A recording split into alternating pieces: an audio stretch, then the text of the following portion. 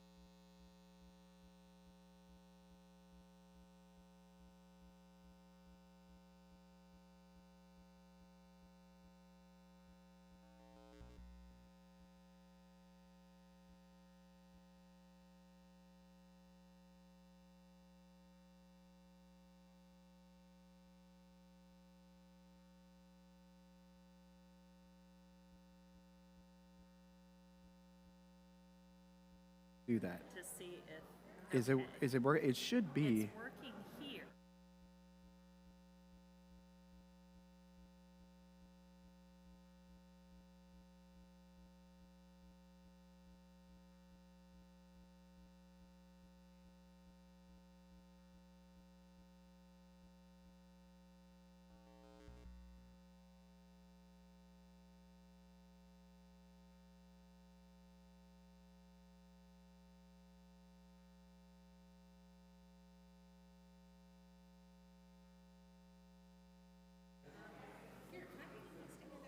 Well, good evening, friends.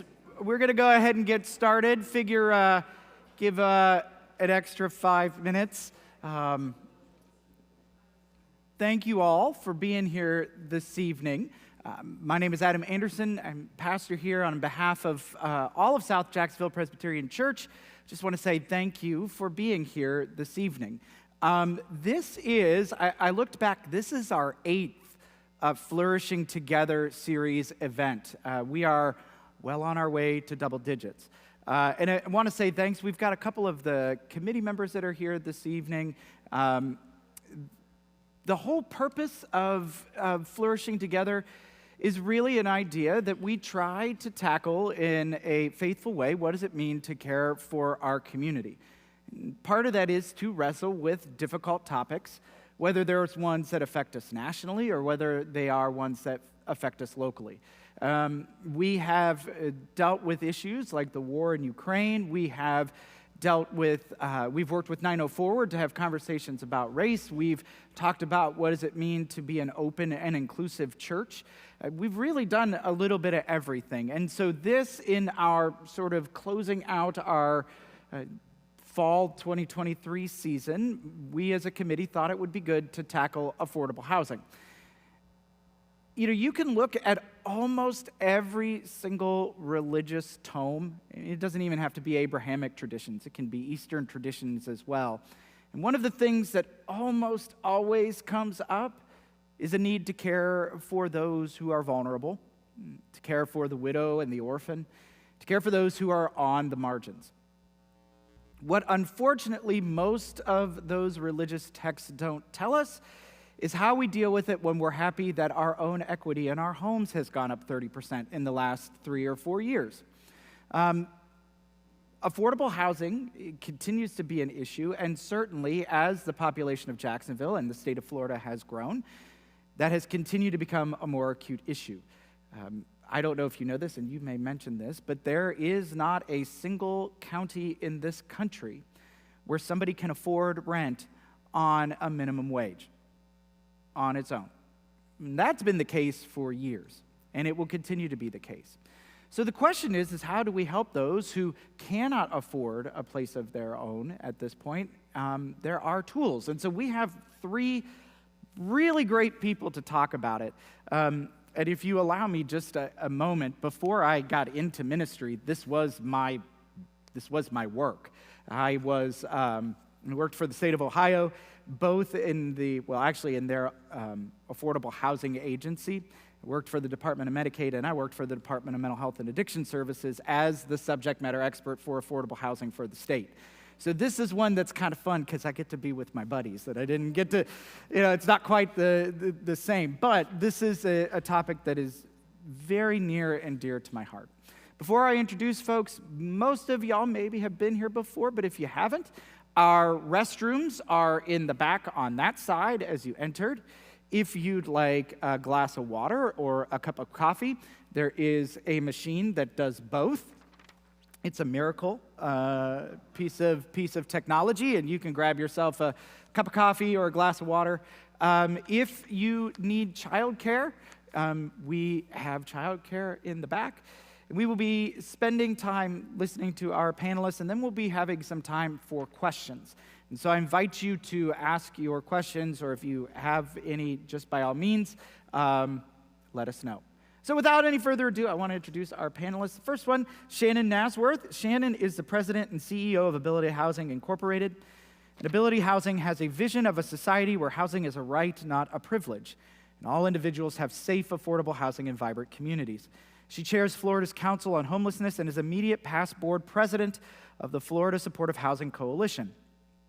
She has served as a gubernatorial appointee to affordable housing commissions and task force, and just this summer served on Mayor Deegan's affordable housing subcommittee. Shannon is committed to advocating for sound policies that meet the housing needs of all our neighbors. Linda Levin here, to my right, received her bachelor's degree in psychology from the University of Florida and her master's degree in gerontology from Nova Southeastern University. Before coming to Jacksonville, she worked for the Area Agency on Aging in Broward County and the Area Agency on Aging for Miami-Dade County, as well as served as the director of the Area Agency on Aging in Rock Hill, South Carolina. She has extensive experience working with older adults in both urban and rural areas and in multicultural, multi-ethnic communities. Linda has been the CEO of ElderSource, the Area Agency on Aging and Disability Resource Center for Northeast Florida since January of 2004. And then finally, Tiffany Adams, who is going to help distribute some handouts here in a second, is a technical advisor for the Florida Housing Coalition. She previously served as the COC lead agency Changing Homeless as the direct client services team lead for ESG CV implementation. Tiffany has over a decade of experience mobilizing and cultivating skills and community knowledge to provide tailored case management in the Jacksonville community. From 2011 through 2012, serving as an AmeriCorps Vista member, the commitment to preventing and ending homelessness was realized. From there, Tiffany has served in various roles within homelessness and housing programs, including emergency shelter program manager, rapid rehousing case manager, and post-care support services coordinator. In addition to work experience, Tiffany's lived experience of homelessness helps communities foster inclusive, meaningful strategies and implementation to end homelessness. And I mentioned this before, that I believe this is one of the most comprehensive panels we have ever been able to put together to tackle a topic. Not to say anything negative about all of our other wonderful councils, but when you're talking about people who understand the issues around this topic, I don't think you could have three better people. So if you don't mind giving a warm welcome to our panelists, and Shannon, you are going to kick things off. Let me get the right mic for you. Hi, I'm Shannon Nazworth, President and CEO of Ability Housing, and Tiffany is very graciously assisting me by providing some handouts. I think I need to be closer, Joe. Yeah, you need to be a little closer. I'll get really close to the microphone.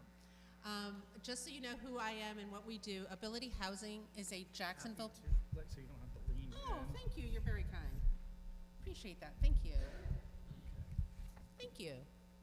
Right there. Okay, right at the microphone. Okay. Ability Housing is a Jacksonville-based nonprofit.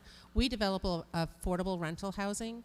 We currently own 10 properties, multifamily properties across Duval County as well as Orange and Osceola County. And we are very excited to say next month we're going to close on a new construction project in St. Johns County. And then before February, we will start construction on 2 new projects in Duval County. So we're very excited to be able to help with this issue, and I'm really, really grateful to see this turnout. I think it's really wonderful. I provided handouts instead of a PowerPoint because I'm the data part of this presentation, and instead of having to take notes or try to remember things, you can have the handout and you can throw it away if you so desire.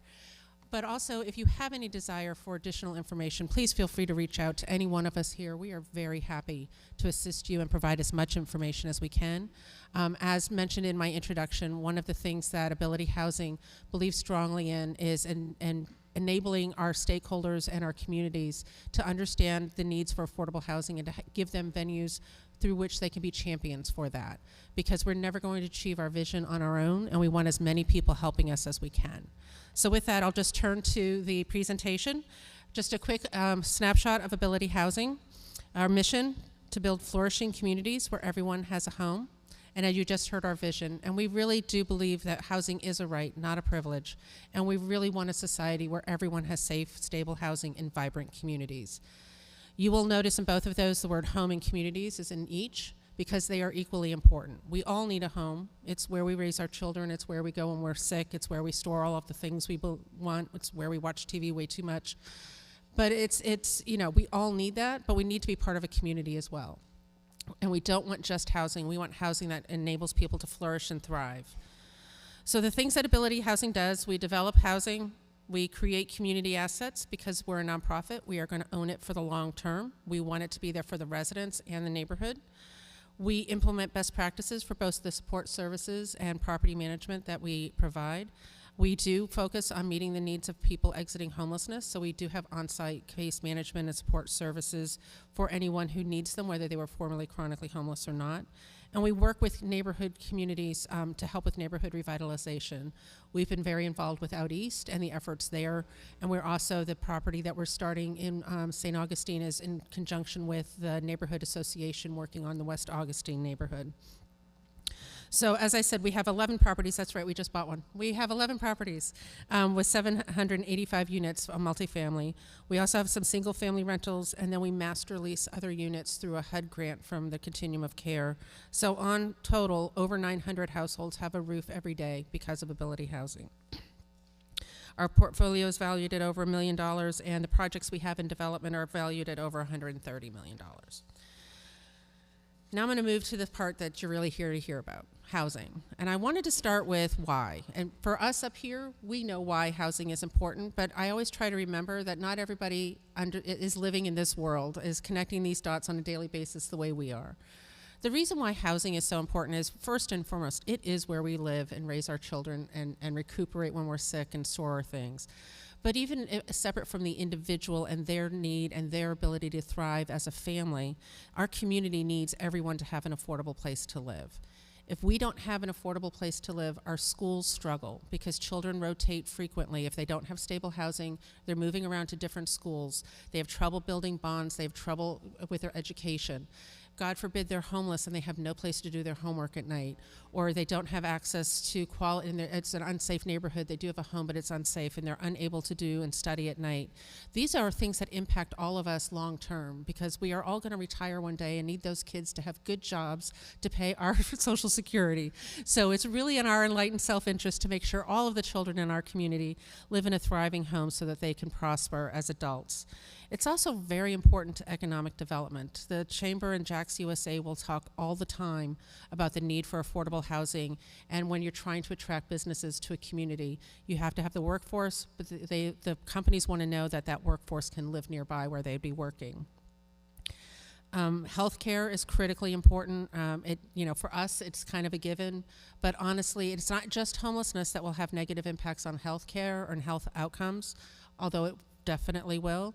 But living in unstable housing, there are multiple studies that children who have stable housing compared to children of the identical income but not stable housing, the rates of going to the hospital if you're unstably housed are much higher.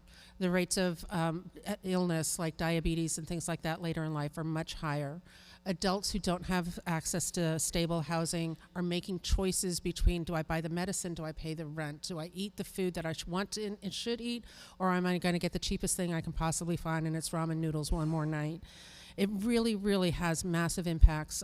Harvard has done multiple studies, and people who are paying too much on their housing, really the first thing that usually gets hit after the luxuries of life, and I'm finger quoting for anybody who can't see me, healthcare really becomes one of the things that people first start skimping on. They ration their medicine, they make decisions, they don't go to doctor's appointments. It's very, very challenging, and that impacts all of us. Housing is really important for the family, for their economic stability and their ability to thrive.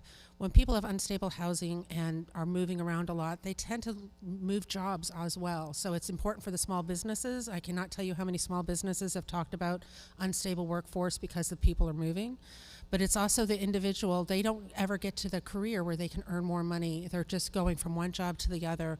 And if they have a stable place, they can invest in their career and they can invest in their family's economic self-sufficiency. And then housing is important as a place-based strategy as well. When you're doing neighborhood revitalization and efforts to help communities thrive, housing is always a key component of that. And it's why the city of Jacksonville invests as much as it does in trying to help out east, because we're tackling 3 multifamily properties out there that are highly problematic.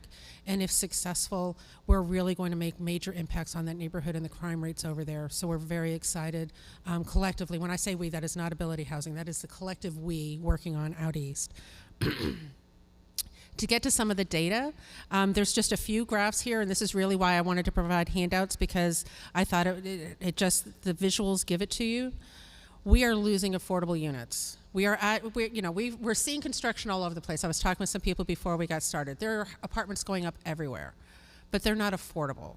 We are building thousands upon thousands of units of apartments, which we need. We have a supply side issue. It's not just affordable housing. We have a housing issue in general. But when you have any market issue, when there's pressure on it, the pressure is always going to go down to the least able to afford whatever the item is. And when it's housing, the people who suffer the most are the people who have no other options. And they're either living in very deplorable conditions, they're remaining in unsafe relationships because they have nowhere else to go, or they're relegated to homelessness. But you can see the graph here where we've had a net increase in housing units, but a net decrease in affordable units that are under $1,000 a month. And that's, we just have to do something about that collectively. This we is all of us, because it matters to every single one of us in this room and in this community that we address this need. The next graph I found really, I wish I could do this online for you because it's actually has all sorts of things that move and do crazy things. But this is, to me, like sums it all up. Why do we have a housing problem? Because wages and housing costs are not in line.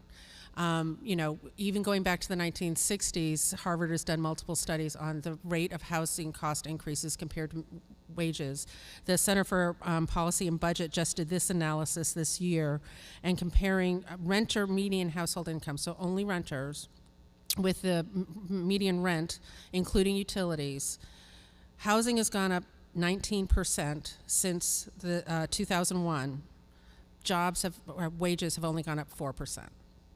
So this is not people who want more than they can afford. This is not people making unrealistic, assumptions and making themselves house poor by choice. These are people who have no options. These are individuals that really cannot find places. We all need affordable housing. It's just the price point that is different for each of us based upon our economic situation.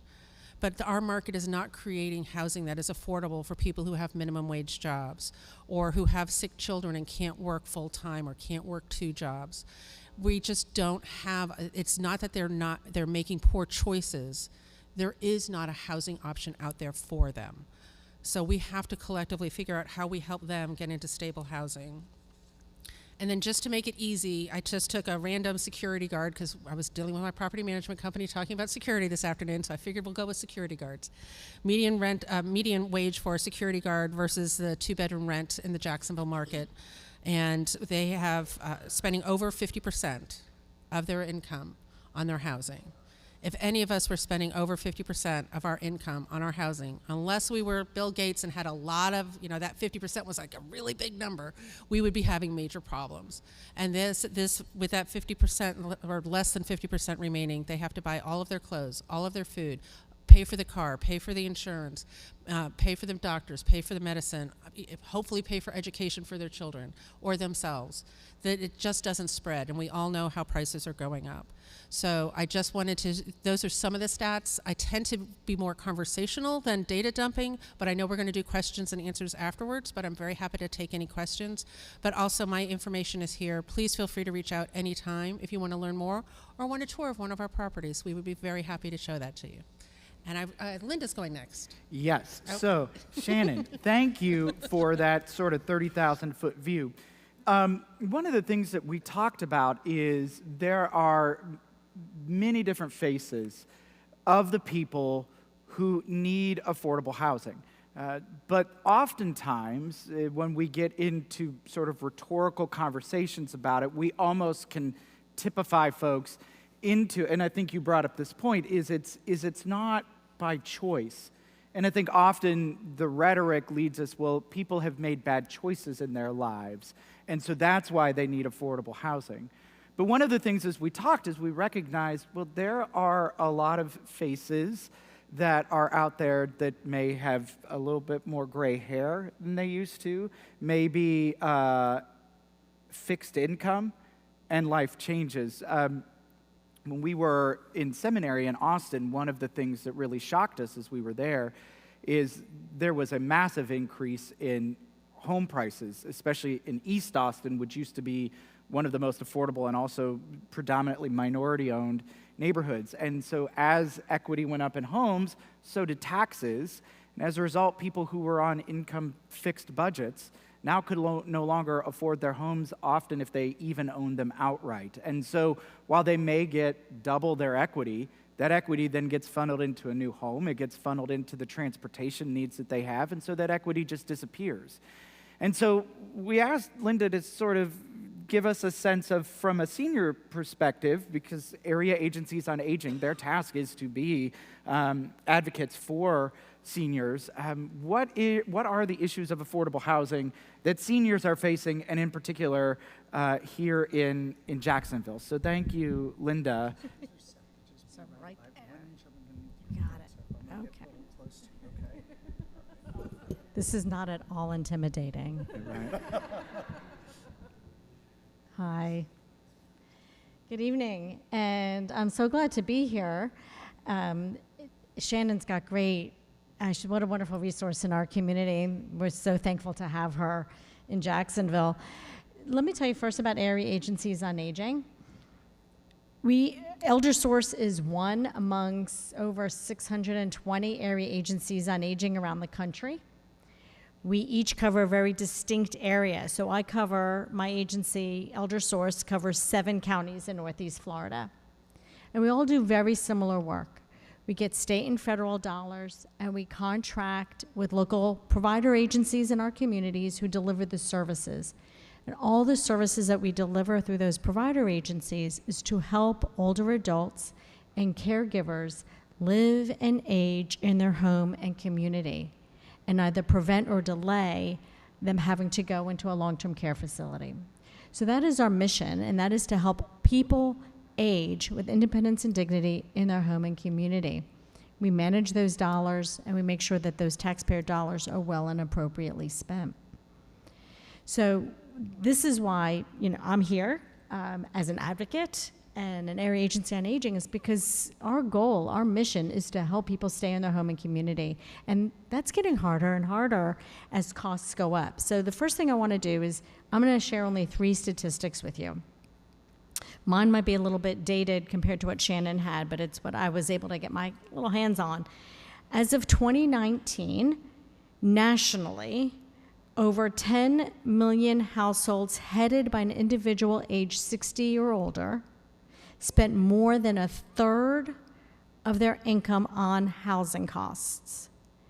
And half of these paid more than 50% of their income just on housing. Rates of cost burden is higher among older households headed by a person of color. So they have even less income that they can spend on other things other than housing. Housing costs are rising higher than Social Security cost of living adjustments. So not just people who are working and have wages, but people who are on fixed income with Social Security who get some increase annually, their costs are exceeding their income as well. So there's a couple of terms I want to talk about. One is affordability, right? There's affordable housing, and then we're going to also talk about accessibility and safety of housing. So first let's talk about affordability.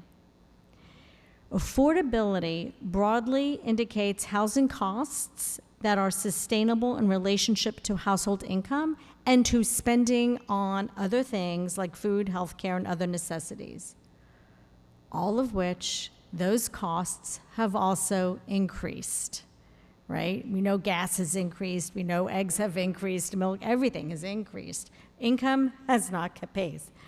If housing costs are rising higher than their income can keep pace, older adults are making difficult choices, many of which are putting their health at risk. So if they're trying to pay their housing mortgage or rent, they might not be able to afford those more expensive groceries, or they might be buying less healthy, more affordable groceries, or they may not be paying their energy bill or their doctor bill, or they might not even be going to the doctor because they just can't afford it. So let's talk about now, there's the affordability of the house, of being able to afford a house or an apartment, some type of housing. But many already are in a home. And as we talked about, there's their equity, but their taxes have gone up. But let's say they can't afford the home where they're living, but they can't afford to maintain it. So that's also part of affordability. It's the accessibility and the safety of the structure they are living in, not just the cost of the housing itself. So many of the homes, especially in Northeast Florida, a lot of the homes are older that these folks are living in.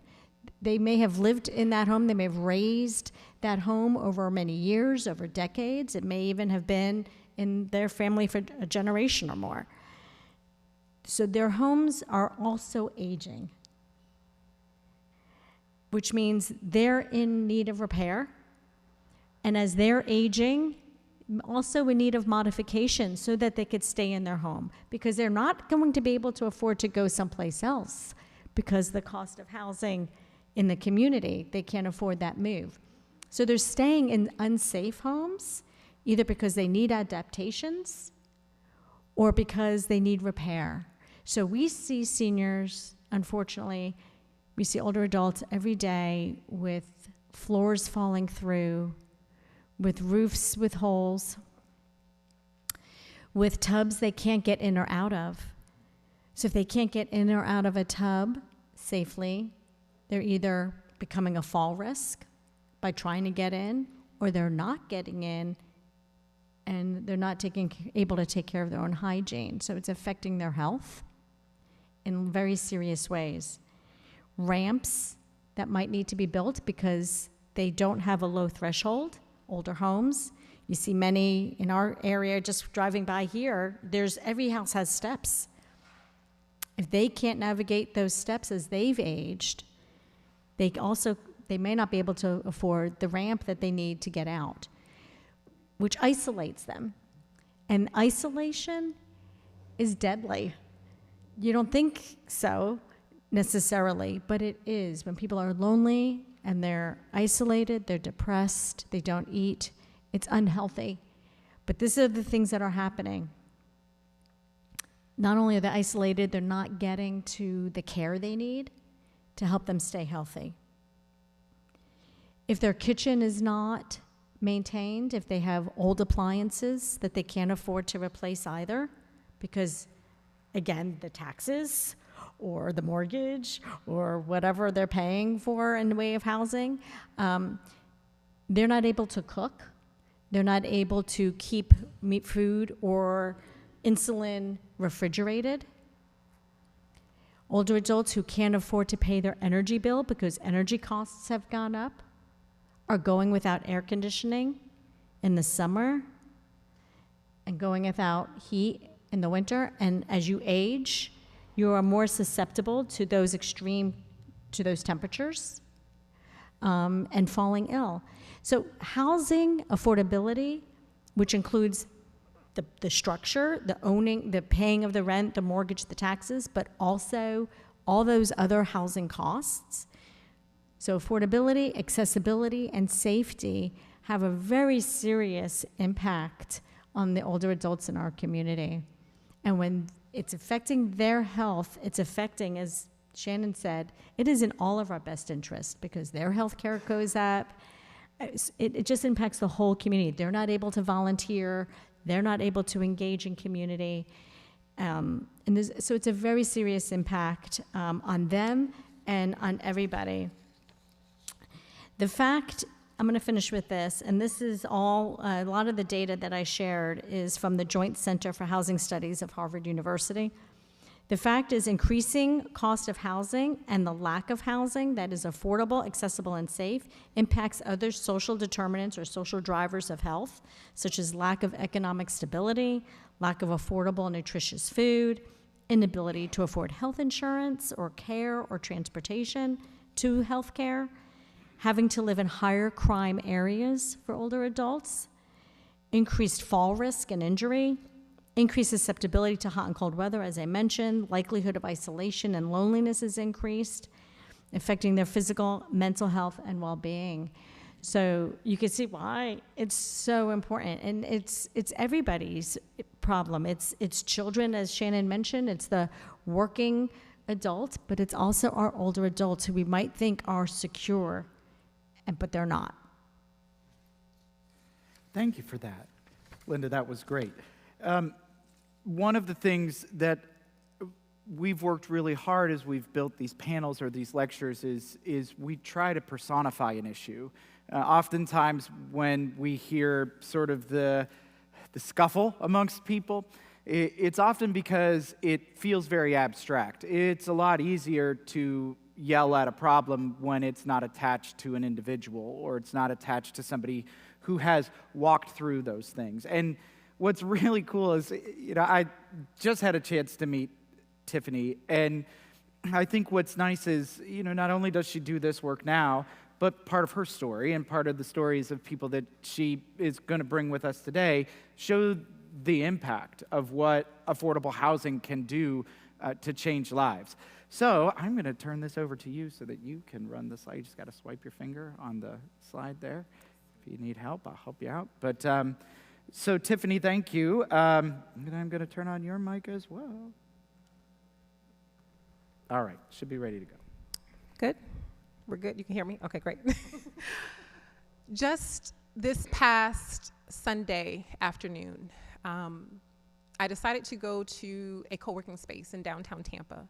I've recently moved from Jacksonville to Tampa. So I decided I'm gonna go to WeWork and, and catch up on some work on Sunday afternoon. I get downtown, park about a half a mile away from the building, and I decide, let me grab something to eat from a food truck that's open downtown. So stop, park, see the food truck. As I'm getting out of the car, I realized that I left my phone charger on the bed. So I'm like, oh my God, okay, I'm at 5%. I'm not gonna be able to go to the co-working space. I'm not gonna be able to use my phone. Let me find the nearest Walgreens or CVS, right? And so I get on my phone and I look for the nearest Walgreens or CVS, and there's a CVS that it said, Maps told me it was about 3 minutes away. So I'm like, okay. So I started my journey. I started walking. I'm following Maps, and about 15 minutes into it, I'm not near CVS, and Maps keeps rerouting me. So I'm like, okay, I'm not going the right way. So I'm like, forget it. Going back to my car, and I'm gonna drive. So turn around, I'm headed back to the car, and just kind of canvassing the area. I'm looking at the park, looking at the street signs, trying to get familiar with the names of the streets, because this area is new to me. And as I'm walking down the sidewalk, I see a gentleman. He's pacing the road in front of me, just kind of back and forth. He's talking. I don't see anyone with him, but as I'm getting closer, his voice is inflecting, and I couldn't really understand what he was saying, but he was talking to someone. So I'm walking to the crosswalk, and kind of looking down at my phone, heading back to my car, and I look up, and over in the corner, I see the CVS. And I'm like, okay, I passed it. So I see the CVS. It's like tucked away on the opposite end of the street. And I'm like, okay, so that's where I'm gonna go. So before I knew it, I'm standing at the crosswalk, looking at my phone, and before I knew it, the gentleman was standing next to me. He's still talking, and still pacing. He's laughing, but no one was talking to him. So we're standing next to each other at the crosswalk together. The streets were pretty bare, but I don't jaywalk. I follow the crosswalk, so I'm waiting, and he waited with me. So I kind of turned to him. He's standing on my left, and I just nodded, smiled, and said hello, and he looked at me. He didn't respond. So crosswalk turns. I'm walking across the street, and get over to the CVS, go to the CVS, buy a charger, walk back to my car. Now this time I'm walking on the opposite side, on the other road, walking back to my car, and I see my friend again. And he's pacing, and he's talking, and he's pacing, and I keep walking. I get to my car, plug in the charger, it's the wrong size. So, I knew it was too cheap to be an iPhone charger, so I should have known better. So I'm like, oh my God, here we go. I'm at 2% battery. So I get out of the car, and I'm like, okay, I'm walking back to CVS. I know where it is now. Walk back to CVS, swap out the charger, go back out, walk back on that same side of the building. I see my friend again. He's pacing. He's talking. He's laughing. But no one was with him. So I get back to the car, plug in my phone, get a little bit of juice, and I'm like, okay, got a little bit of juice, I got my bag, I got my stuff, okay. Let me walk over to the food truck, grab something to eat, head on over to the office. So I get out, walk over to the food truck, start to order my food. Midway in between my order, hey, miss. And I turn around, it's my friend. I turn around and he says, do you have $2? And I said, I don't have any cash, but hold on. So I turned back to the food truck, finished ordering the food, turn around, and he left. So I sit at the table and I wait. She calls my name, I grab my food. As I'm walking over to the car, he's on the sidewalk in front of Duckweed Urban Grocery. It's a cute little grocery store if you guys are familiar with downtown Tampa. He's standing in front of the storefront, and I'm getting in my car, and he says, hey, come here. Like, hey, come here. And I'm like, okay, because I just saw him pacing and talking to himself. So he says, come here, and I got my bag in my hand, and so I walk over, and I say, what's up?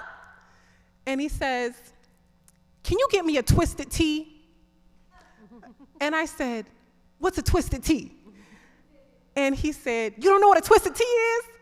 And I said, no, I don't know what a twisted tea is. And so I said, is it a certain flavor, or is it a brand, or what is it?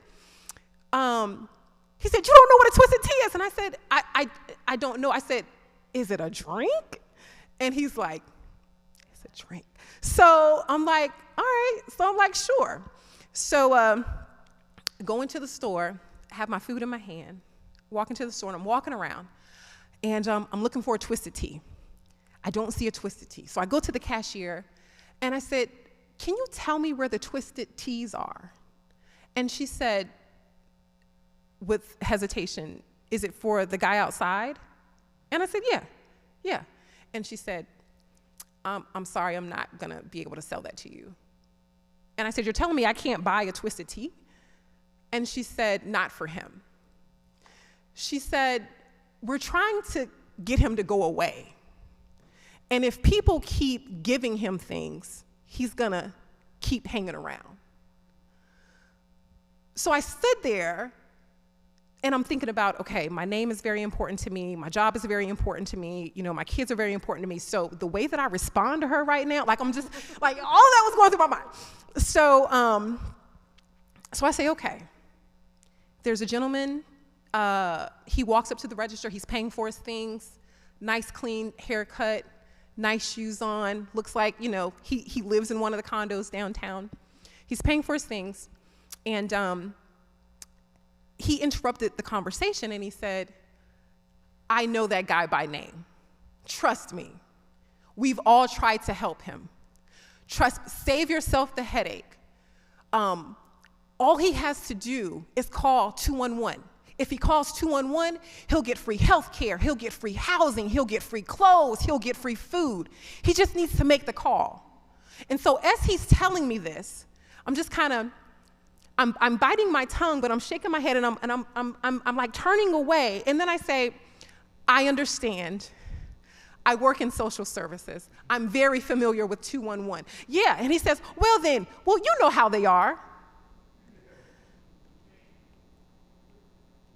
And I just kind of stopped.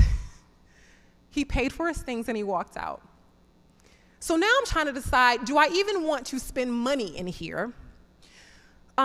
Do I want to give a lesson or a lecture, or do I want to get to WeWork so I can catch up on the work that I have? So I go over to the cooler and I buy 2 juices. And I'm looking at all the different juices, and I'm trying to buy like the best, juiciest, good tasting juice I can find. I grab the juices, I pay her. She says, there's a door over here on the right side. If you walk out through the deli and walk out the side door, you won't have to see him on your way out.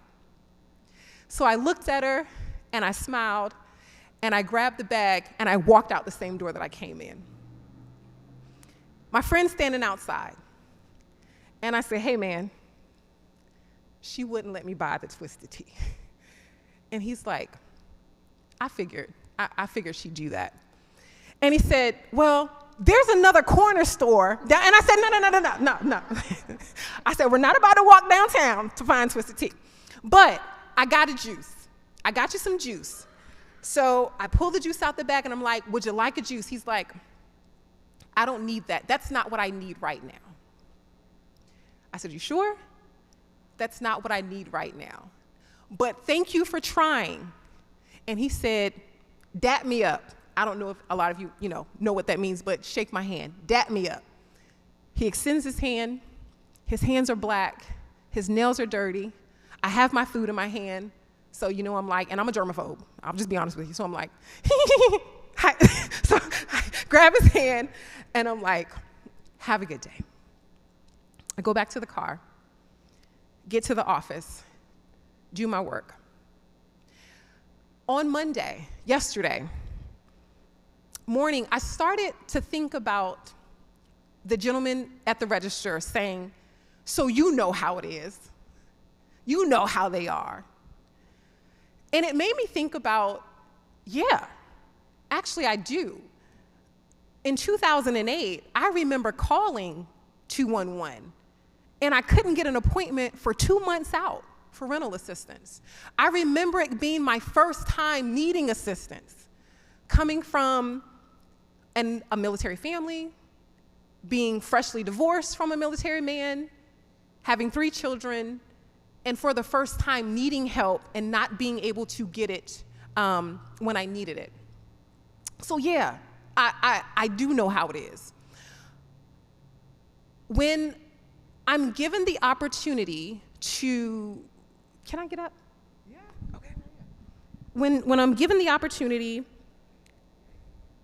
to kind of tell my story, and the story is so, it's one event in such a broad period of time, and it's so much to it. So when I have the opportunity, one of my personal objectives to do is really to kind of shift the narrative of what people think about a person experiencing homeless, like who they are.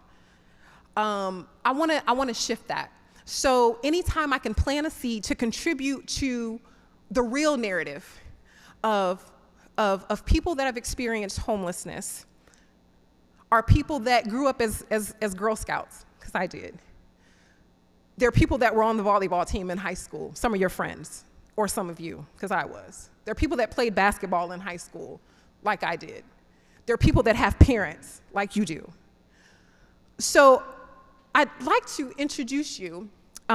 This should be the time where, I would just kind of talk about all of the wonderful things and the way that I just kind of bootstrapped my way up. But that would be a lie. The truth is that people have provided me opportunity. People have said my name in rooms that I did not have access to. People have mentioned me in rooms that I was not in. And so anytime I get the chance to do that, that's what I'm going to do. So I'd like to introduce you to some friends. If you look at the screen, you'll see some of my friends. Shannon and her daughters, Michaela and Cinnamon. Shannon is a professional comedian. She's traveled to different cities. She's frequented and performed several different comedy clubs right here in our great city of Jacksonville. Her daughters, Michaela and Cinnamon, have stood by their mother through some of the most difficult times. They give her great birthday dinners, some of which I'm invited to. Michaela is a helpline specialist for ElderSource. She's also a star rugby player for 904 Jacksonville. Cinnamon, she's a senior operations specialist for Merrill Lynch. Shannon has worked with service organizations here in Jacksonville. She's worked with families on getting them approved and issued their housing, emergency housing vouchers from the Jacksonville Housing Authority. She's helped build the first housing services team for the lead COC agency, Changing Homelessness. Shannon and her daughters have experienced homelessness on more than one occasion, right here in this city. They are our neighbors. They are our community members.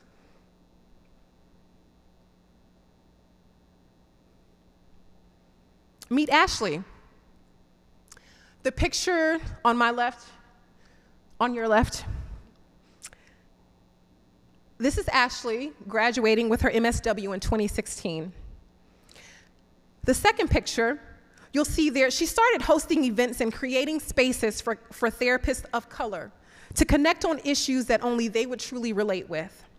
She now has a practice in Tampa and leases 5 offices for therapists.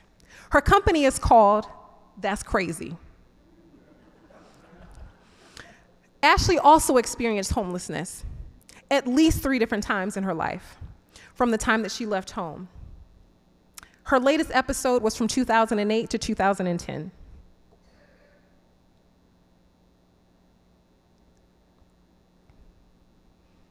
Meet Takira. Takira's a creative. She's a makeup artist. She's a poet. She's a painter. Takira loves her children. She has 2 children, who she loves so much that she fled a domestic violence relationship and slept in her car, often trying to find a spot throughout the city to go unnoticed. Takira works for the Department of Children and Families, helping other families navigate through services that she also at one point needed. Takira and her kids also experience homelessness. She said that the attack happened in July of 2017. They became homeless October 2017. Her children were 1 and 2 at the time, going on 3 and 4. They moved into Family Promise April 2018.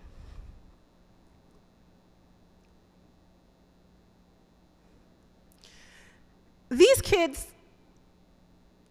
their mom took a lot of pictures of them when they were young, especially when they were living in a shelter in downtown Jax. She'd take them to places like MoCA, the museum downtown. She also, if you see at the top middle picture, she took them to downtown Disney one year while they were homeless, living in a shelter, because she couldn't afford to take them to Disney World. And they look hot and bothered, like they don't want to be in downtown Disney. It looks like they'd prefer to be at Disney World. You might notice this place here. You might notice this place here. They're at an ice cream shop called Marble Slab. I'm sure it's a place that you guys have frequent.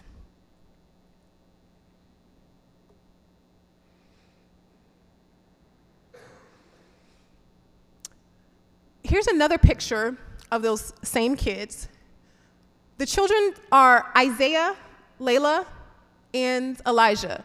The top, is that my left? Okay, yeah, my left. The top left is a picture of Isaiah on signing day. He graduated from Paxton School for Advanced Studies. He received 17 college offers. He decided to attend the University of Central Florida.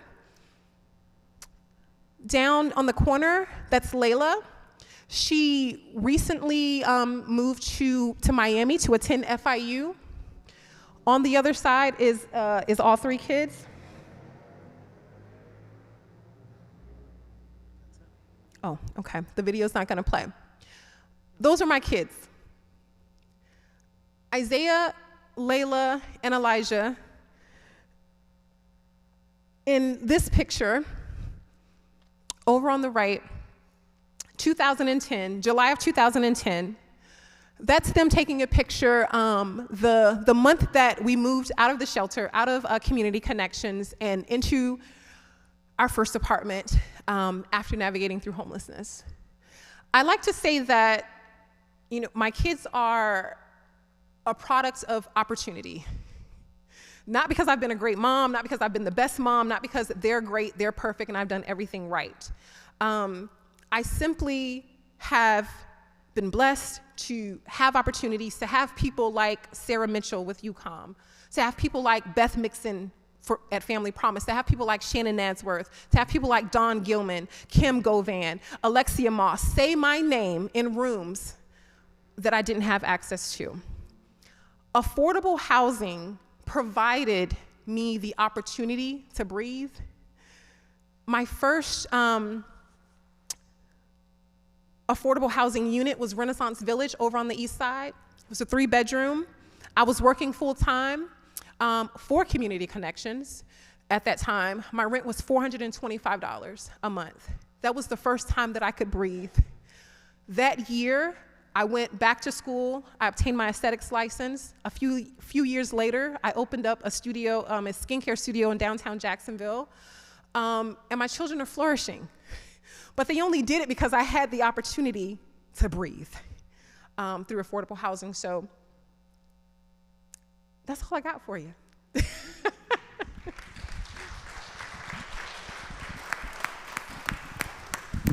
Tiffany, thank you so much. So we're going to open it up to questions. First thing, I know, Linda, you have another engagement, so just a quick round of applause for her and for all of our panelists. So grateful. I'll grab that real fast. One other thing is that if you have not done one of these Flourishing Together things and you're like, oh, this seemed like kind of fun, I might want to know when more of these come up. In your pews, there's this little bookmarky thing. Please fill out your contact information on there and drop it up on your way off, on your way out. We will put that on the email list that we keep, and literally the only thing that we will email you about are these events. But we like to continue to build out our email list. Our next one is, we're likely going to be tackling the issue of immigration. And so our church in particular has had a lot of engaged work when it has come to a family seeking asylum. So we want to talk about that issue and also kind of help people wrestle with that. But this evening, I want to open it up to some questions. We don't have our usual roving mic friend, so if you have a question, please speak very loudly, and I will repeat the question. I'm going to, while people might be thinking, I'm going to ask a question to y'all. Why is this so hard? And I know that that's a very broad question, but here's the thing. I watched this entire group of people be very touched by what you said, Tiffany. And I am looking in the back of the room, and I see people who look like people that might have been up there, and I'm grateful for their presence here this evening. This seems like a good thing. Why is it hard to build affordable housing?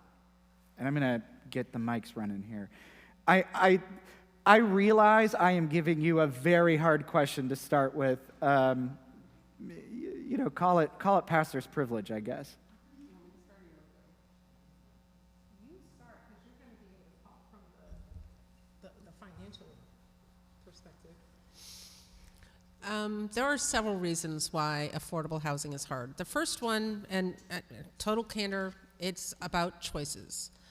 I want to remind everybody that we didn't used to have an affordable housing crisis in America. In fact, we didn't have a homelessness crisis in America. We didn't have shelters in every community, in every state across America. We made choices in the mid-'80s to stop increasing the budget for HUD and stop creating housing that is affordable to extremely low-income families. Population continued to grow, the housing units aged, and we stopped funding any more housing for people with extremely limited incomes. People with disabilities living on, disability income, or seniors, or single moms who, can't work 3 jobs because that's what you need to do to afford an apartment. So we made choices. That was a political choice we made as a country, and we've never reversed off of it. That's one reason why it's hard. 2, real estate by its nature is hard.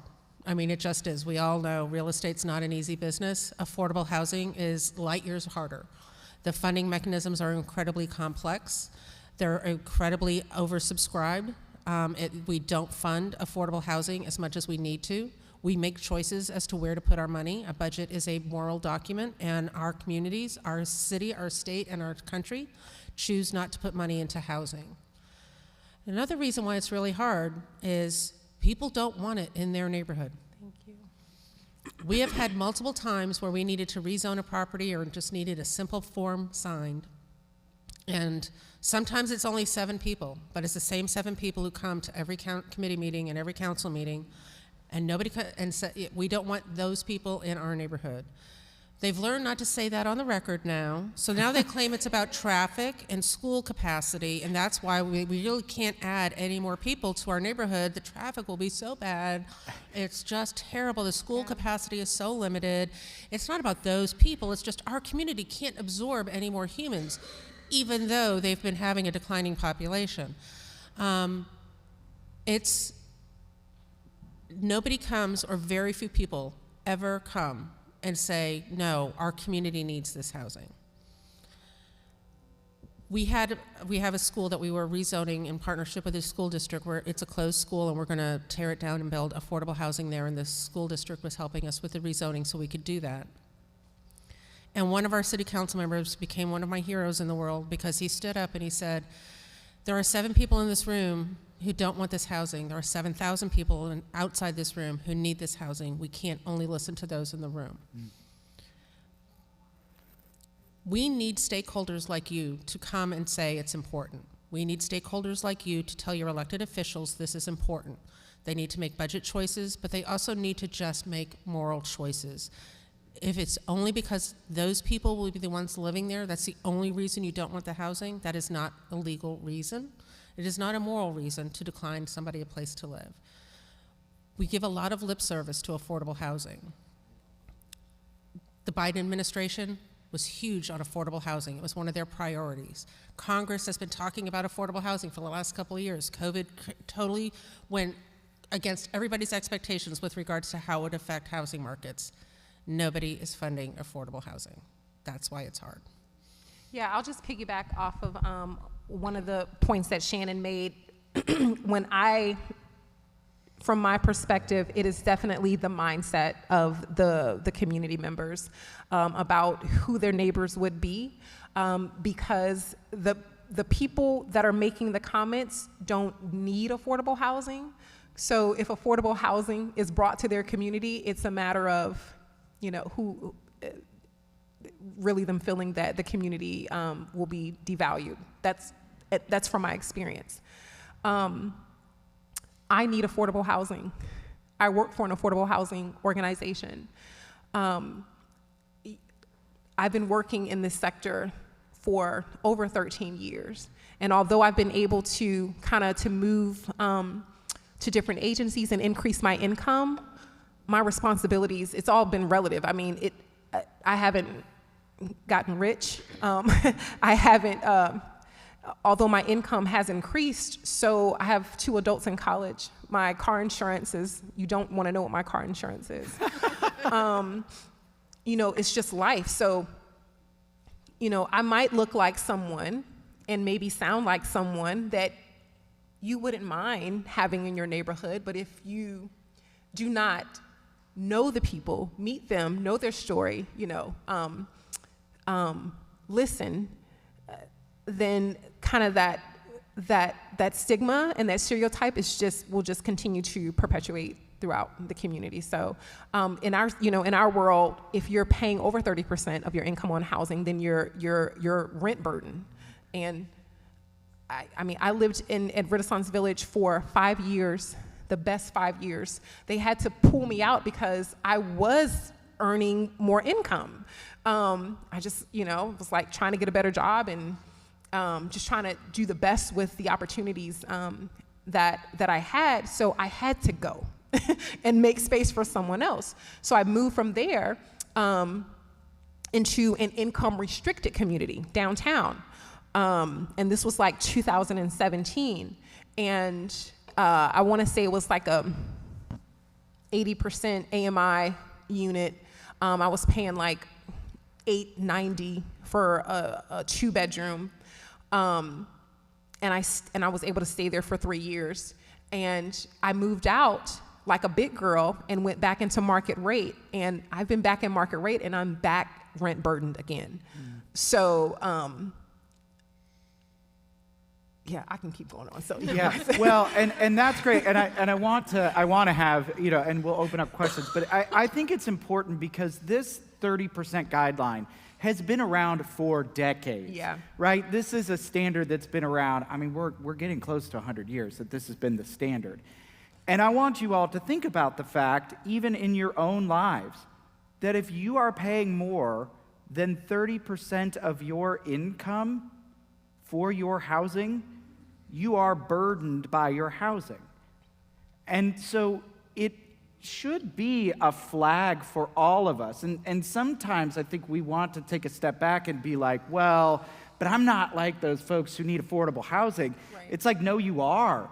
You absolutely are people who need affordable housing, and the system is not doing you much better than it is the folks that maybe Tiffany had mentioned. So I think that's such an important guideline that 30% should be. So Dawn and then John. My dad's an economic developer, but I know nothing about it. I'm just thinking about asking him this question. Is there any model in the community, in the world, for that matter, or in the United States, where a community, economic development, and a housing coalition are working together? Because there's a stunning number of very, very expensive apartments within shouting distance of here that have gone up in the last few years. Just go out on Touchton and all of that. There's tons. So there's development, there's zoning for these, I think, very expensive units. Is there somewhere in the world, in this country, where there's sort of like, hey, you can't overbuild. We're going to work together as a community to make sure that we balance it. So that someone, is there any way, are you having any awareness? I know it's not Jacksonville. So the question is there some place where they seem to make this work? Or some model Or some model? that would be the ideal, where like there's a real nice apartment complex over here that's X number of dollars, and then there's a very nice one over here that's X number of dollars, because we agree. Like, does HUD ever try to get involved in that to balance that out? If I, And if you can say you don't know, I'll just Google it. But I'm gonna kick it over to Shannon, but really the only thing that I'm thinking of are set-asides and, communities having. So there are a few communities that have done some things. The first one that comes to mind is any community that does inclusionary zoning. So they require a certain number of units to be affordable based upon some ratios and things like that.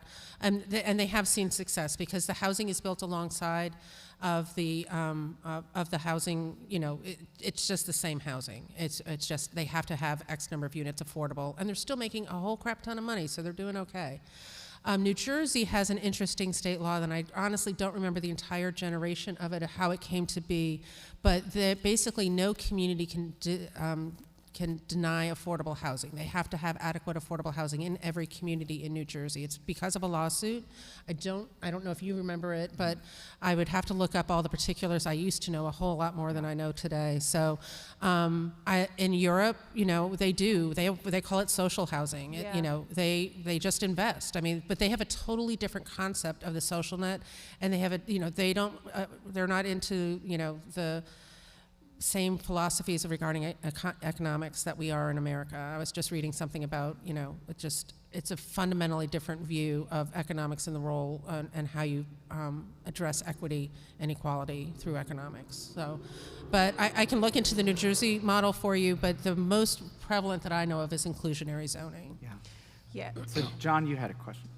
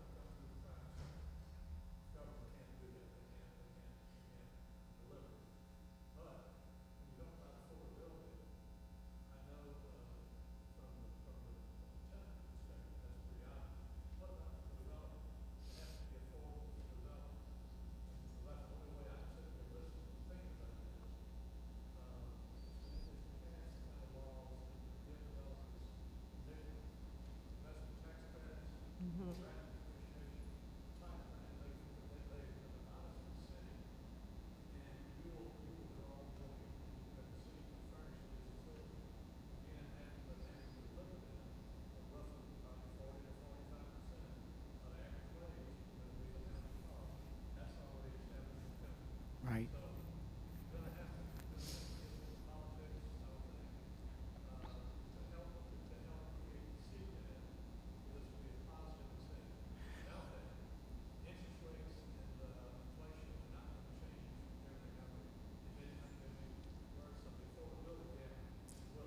That's right.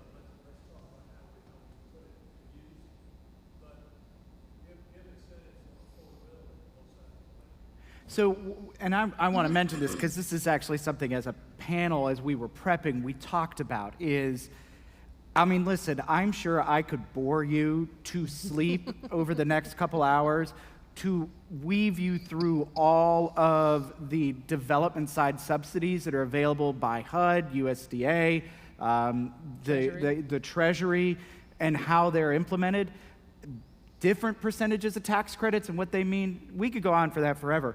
What we'd like to do, and this is one of the things that we've talked about, is that if some of this has actually piqued your interest, as a group, we want to start saying, well, how do we start to build the capacity for folks that are interested in this stuff? So one of the things that I'd love to do at some point is to do a evening or a brown bag to actually talk about that exact issue. What are because most of the time all we know about in modern parlance are housing choice vouchers, which we colloquially talk about as Section 8 vouchers. That's what we think about, and that's a tenant subsidy. But there are so many other subsidies that are all over the map. And so if this is something you're interested in, we'll gladly keep you on a list. And when we decide to kind of host one of these, any of us, because, you know, I do actually really like to talk about developer subsidies and how they play out, because it's fascinating and it's exhausting, and it's part of the reason. It's why I actually asked that question about why it's so hard, is because the private market does not support this concept on its own. It just can't.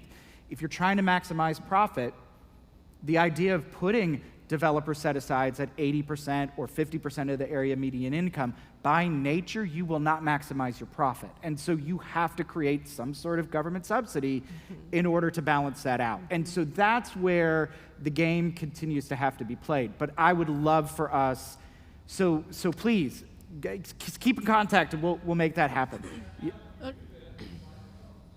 Yes. Well, I do want to let you know real quick, and I won't go long, but there are actually some incentives that the legislature just passed for the state of Florida, trying to incent for-profit developers to set aside some units as more affordable. Not deeply affordable, but at least more affordable by giving property tax breaks. So they are trying to come up with ways you can give density bonuses so you can build more units if you're allowed. But everybody understands real estate is real estate. It has to pencil. And developers, it's a risky business. They have to make their profit. But there are ways we can work together to address common solutions.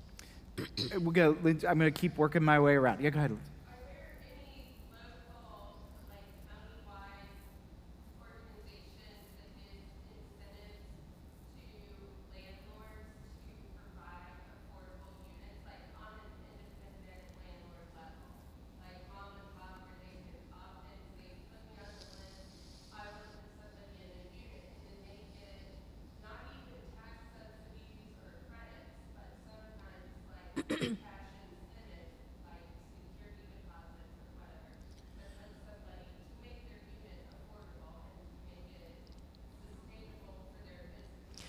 Yeah, it really just depends on what funding that organization has. So the first thing that's coming to mind is working with our lead COC. I know that you mentioned having Dawn, I think, or you talked to Dawn. I don't know if Dawn has been a part of any of the conversations, but changing homelessness is what is considered the lead continuum of care agency. Yeah, and real quick, Tiffany, go because I also know, and we are very guilty of this, and I will put on the housing side, there's so much jargon that it gets really easy to forget. So continuums of care, if y'all don't know, they tend to be the series of agencies that work together to help people move out of homelessness into housing. And there's multiple groups that come together in the continuum of care. Dawn and her agency is the point for that here in this area. So it's so easy to. No, break no, that. you're right, and thank you for doing that, Adam. But really, to get to the point, yes.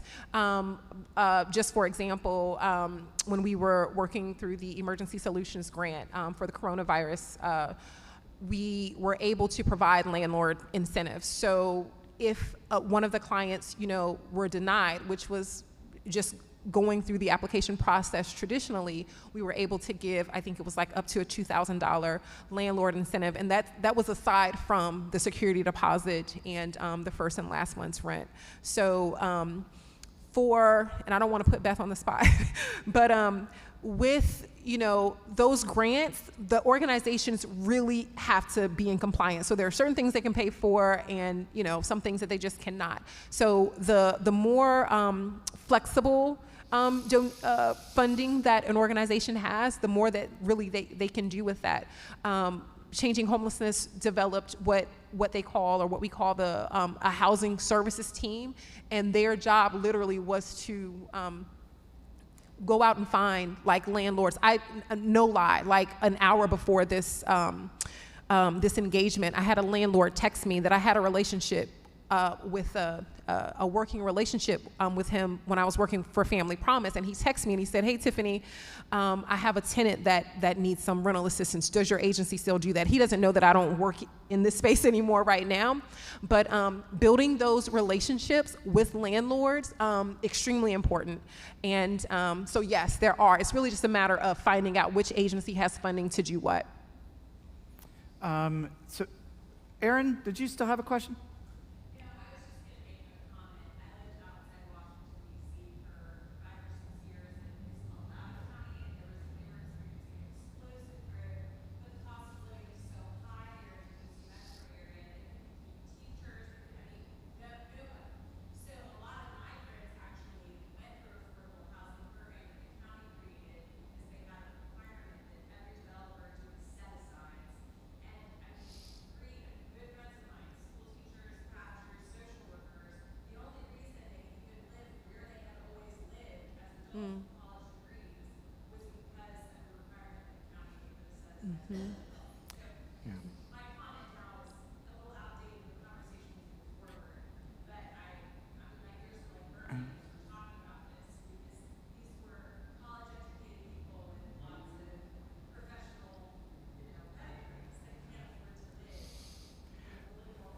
Well, and I think to that point, you think about just our region here. I Absolutely. mean, knowing a lot of y'all live kind of right in this part of town. You start to think about who can't afford to live here anymore. I mean, certainly the majority of people are now priced out of buying a home between, St. Augustine to the river, St. Augustine Road to the river. And most of that market rate housing is not going to be affordable for, say, your college graduate, Teachers and your service teachers, providers, your service workers. I mean, and I think Shannon, you were the one that said it, is, you kind of want a community that has a little bit of everybody and everybody close. That seems to be the best way we do community. And even basically in 32207, it's getting to be slim pickings anymore for that kind of housing. So it's a really fascinating question, even for us literally here. I mean, I can tell you, if we hadn't bought the house when we did, I'm not sure we'd be living in this zip code.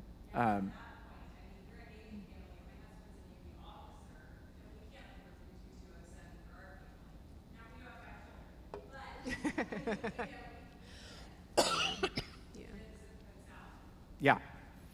Thank you for saying that. James, go ahead, and then Beth. What part do you feel is causing the rent to go up that you can directly relate to the cost of real estate insurance in Florida? I know companies are leaving. So the rents are going up. The rents started skyrocketing before the insurance issue arose. It was all the population influx. I mean, it's the supply and demand, straight supply and demand. Go ahead. The question was sort of, is there, and I'm going to paraphrase, a potential correlation between the rise of rent and the rise of insurance costs vis-a-vis the market starting to thin out? Is that a fair? Yep. Yeah, so, I mean, the issue started because it's a supply and demand issue. Just for reference, Florida's housing permits, number of permits pulled, just before COVID hit, had literally just returned to the same level it had in 2008 before the Great Recession. So it was over 10 years later, and we were just getting back to our old annual housing production. And then everybody decided they wanted to move to Florida. So we have a major supply and demand issue. However, I will also say that the insurance issue is a major issue. There are landlords who don't have a choice. They are either not paying the mortgage or they're raising their rents because the insurance rates are going up. And I will say in the affordable housing space, even if we wanted to, which we don't, we're not allowed to raise our rents. Our insurance rate went up 30%. It went up 30% last year and it went up 30% the year before that. That's 100% in 3 years. I did not underwrite my properties to that. So it is an issue. It's a national issue, but Florida is especially, California and Florida are the two worst states for any kind of property insurance at all. Mine's more of a comment because I've worked with Tiffany at Family Promise, and we've had the privilege of doing some events that you talked about. But another piece that I have been seeing is fees that rental properties are charging. When I first had my first apartment, I paid one fee, that was my apartment fee. There's utility fees, there's all kinds of other wraparound fees, and if you're late, Florida protects the landlord and not the tenant. And to give you a concrete example, my daughter moved to New York in March. I made her go back and ask her landlord about when I read the lease. Her late fee is $50 a month. I've been trying to help a mom who has 3 children, her ex left. There's about less than $1,000 owed in back rent. It's another $3,000 in fees. Just late fees. And there is no one that I can find that will touch late fees because if the agency has government pass-through funding, you're not allowed to pay late fees. So we can pay her rent, but we cannot help her with the other $3,000 in fees. And that's partly because the landlord can charge that in Yeah. if they allow him to do that. It's also because the way the government has been instructed by the politicians is not to allow it to be used for late fees. So if people get in a hole, they can't get out of it. I will say that the largest housing subsidy program that the United States has helps the wealthiest Americans. And that's because it's the mortgage interest deduction people can take on their taxes. The higher value of your home, the higher interest you're paying, the more income you have, the more subsidy you're getting for your housing. And I just want to point that out, that a lot of people get subsidy for their housing that we don't consider getting subsidy. It's a great point. That's only if they do the itemized deduction, right? The wealthy people tend to. Fair enough. Jan. There are a wide variety of disabilities that exist out there, and it is possible to have more than one. If you find that you or someone you know is burdened with housing and has multiple disabilities, what disabilities qualify you for affordable ADA housing? You want to go? I was thinking, I'm really just trying to think about agencies. So the question was, if you have a disability, what kind of disability qualifies you for ADA affordable housing? So the answer is they're totally separate in that there's the income qualification. So if you meet the income guidelines, you qualify because of the income guidelines. If you are receiving government funds to help build the apartments, you do have to have some units that are ADA compliant and not just visitable but livable. So most property managers will try to reserve those units to the last one to lease up in case somebody who needs whether it's the lights that flash or the different types of ADA units are available. Other than that, I mean, people don't have typically just straight affordable and ADA unless it's a very niche program where they're providing housing for persons with disabilities only, and that's the only thing that they do. But most multifamily, especially if it's affordable, they will have received government assistance, so they're going to have units that are ADA. The person just has to meet the income guidelines to be eligible for the housing. Uh-huh. How do you find out if you meet those guidelines? If you meet the income guidelines. So one thing that I will give you is, I think it's flhousingsearch.org. It's either flhousingsearch.org or floridahousingsearch.org. I can't remember if they spell it all out. But the state's Housing Finance Authority has a website that they require all of their funded projects to be listed on, so you can go on there and find out what the rents are, what the unit size are, what the availability is. If they do have units targeted for persons who are homeless, persons with disabling conditions, fishers and farm workers is one of their categories. They have a bunch of different categories. I would start there, and then if you can also look on that, and we'll give you a list of the affordable properties in the community, and you can always just call them directly and ask them what their guidelines are. Every property is privately owned. Other than the income restrictions, each property manager is going to have their own policies and procedures.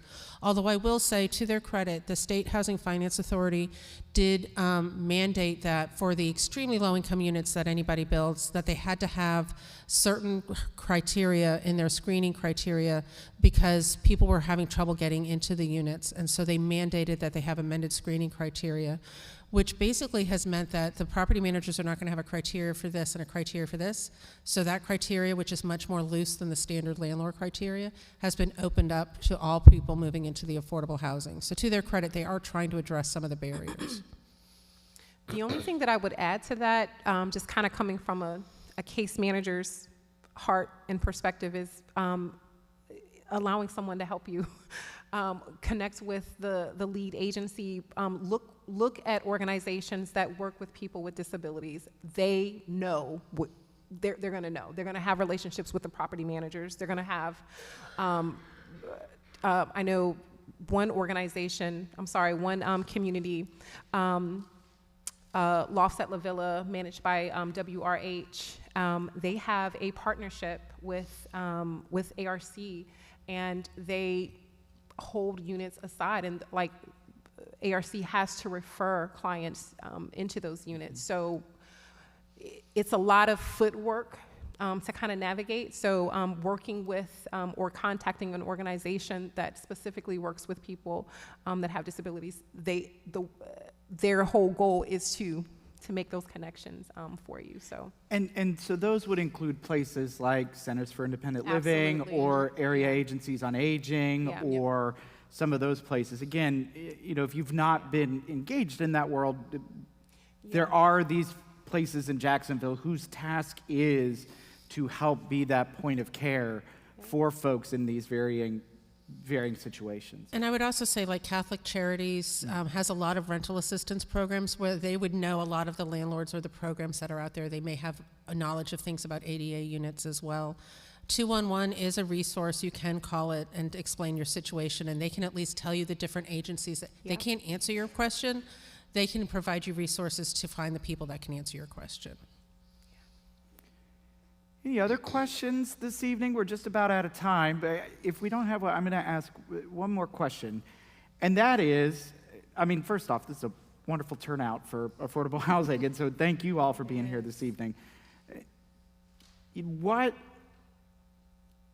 If there's one thing people should take away from today in order to hopefully spur them on to potentially come back and learn more and want to do more, what should be that thing that they take away?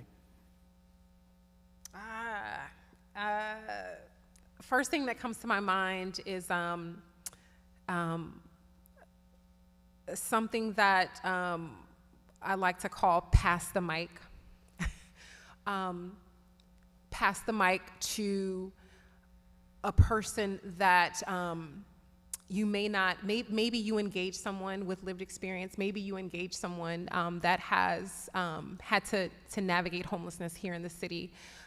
Get to know them, build a relationship, say their name in the room, and just be an advocate. So that's what I would say. That's great advice. I would say it's doable. This is about choices. We didn't used to always have this problem. We can get back to where we don't have this problem. It's not going to happen overnight. It took us a long time to get here. But if we start today, the path will be that much shorter than if we start next year. So this is a solvable problem. It's just about choices and working together to implement those choices. This gentleman had his hand up. Yeah, Joe. Any cooperative housing in Jacksonville? I'm not familiar with cooperatives. Florida is really wonky with the way it does its real estate laws here. I don't even know if that would be legal in the state. It's a little bit different. Yeah. There's some very successful ones in many cities, yeah. Yeah. Well, thank you again. Please keep in mind that we don't expect this is going to be the last time we are going to talk about the issue of affordable housing. At South Jax, we hopefully will be able to have a couple other follow-up conversations. But again, Linda, thank you. But Shannon and Tiffany, thank you so much for being here this evening and sharing your expertise and your insight. Really appreciate it. Please enjoy some delicious muffins if there are any left, and enjoy some time to get together. Thank you all so much.